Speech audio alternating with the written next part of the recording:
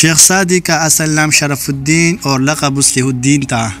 انہوں نے اپنے عہد کے حاکم سعد بن زنگی کی مناسبت سے اپنا تخلص سعدی رکھا۔ آپ کا وطن شیراز تھا اور گھرانہ مذہبی۔ شیخ سعدی نے لمبی عمر پائی گو آپ کی طویل عمری کے بارے میں متضاد باتیں لکھی گئی، لیکن اس پر سب کا اتفاق ہے کہ انہوں نے 100 برس سے زیادہ عمر پائی تھی۔ ان کا سن پیدائش 1333 عیسوی اور سن وفات 1435 عیسوی بتایا جاتا ہے۔ شیخ سعدی نے 30 برس کی عمر میں لکھنا پڑھنا سیکھا، پھر 30 برس سیر و سیاحت میں گزارے۔ یہ وہ دور تھا کہ جب شہر شیراز ایران کا دارالحکومت تھا اور اسے علمی مرکز کی حیثیت بھی حاصل تھی۔ گھر کے دینی ماحول کا شیخ سعدی کی زندگی پر گہرا اثر رہا۔ روحانی حوالے سے شیخ سعدی رحمۃ اللہ علیہ نے حضرت شیخ شہاب الدین رحمۃ اللہ علیہ سہروردی کو اپنا رہبر اور رہنما بنایا اور ان کے ساتھ کئی بحری سفر بھی کیے۔ فخر و درویشی اور قناعت و صبر کو شیخ سعدی نے زندگی میں بڑی اہمیت دی۔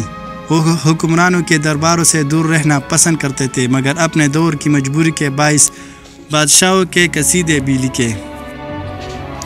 شیخ سعدی شیرازی کی 2 کتابیں بہت پڑھی گئی اور نصاب میں بھی شامل رہی، گلستان سعدی، بستان سعدی۔ ان دونوں کی کتب میں اخلاقی حکایات ہے۔ گلستان سعدی میں حکایاتی نظم اور نثر دونوں اضاف میں لکھی گئی، جبکہ بستان سعدی میں از اول تا آخر منظوم حکایات لکھی گئی۔ جب شیخ سعدی شیرازی نے شام اور روم کی خوب سیر و سیاحت کر لی تو وطن بہت یاد آیا۔ واپسی پر ان کو خیال گزرا کہ جب کوئی لمبے عرصے تک گھر سے باہر رہتا ہے تو گھر لوٹتے وقت گھر والوں اور دوستوں کے لیے تحائف بھی لاتا ہے۔ وہ کیا تحفہ لے کر گھر میں داخل ہوں گے؟ مال و زر تو پاس تھا نہیں کہ خریداری کرتے، البتہ حالات سیر و سیاحت پر مبنی حکایات کا تحفہ ضرور لے جا سکتے تھے۔ ان حکایات میں پند و نصائح پر مشتمل ایسی حکایات ہے جو کسی زمانے میں بھی پرانی نہیں ہوئی۔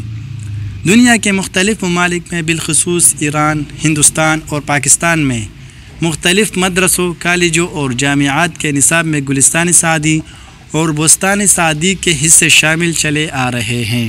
اور ایسی دلچسپ ویڈیوز کو دیکھنے کے لیے اس چینل کو سبسکرائب کریں۔